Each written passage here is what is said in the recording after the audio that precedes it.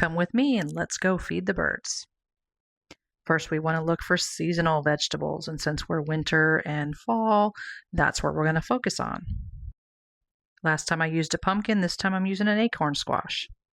I like to make each batch a little bit different, but still have a core or base to my chop.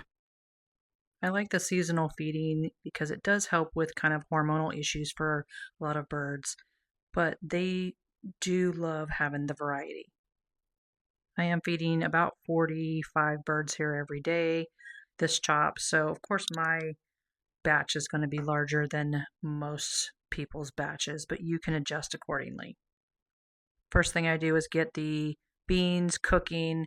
They have to be cooked and then cooled off and rinsed before you can add them in. So I go ahead and get that done because it takes about an hour. Get that started. Next, I'm going to start prepping the vegetables to cut into smaller pieces so I can put them in the processor. I did add a couple extras to the beans cooking.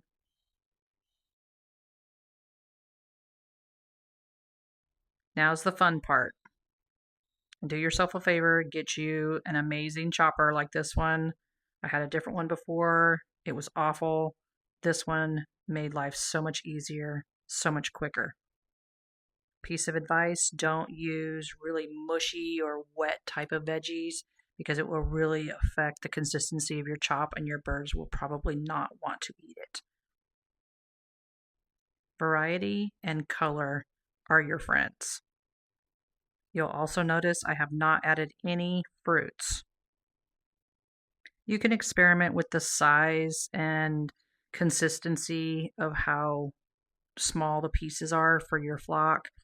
Mine have really latched on to these smaller pieces.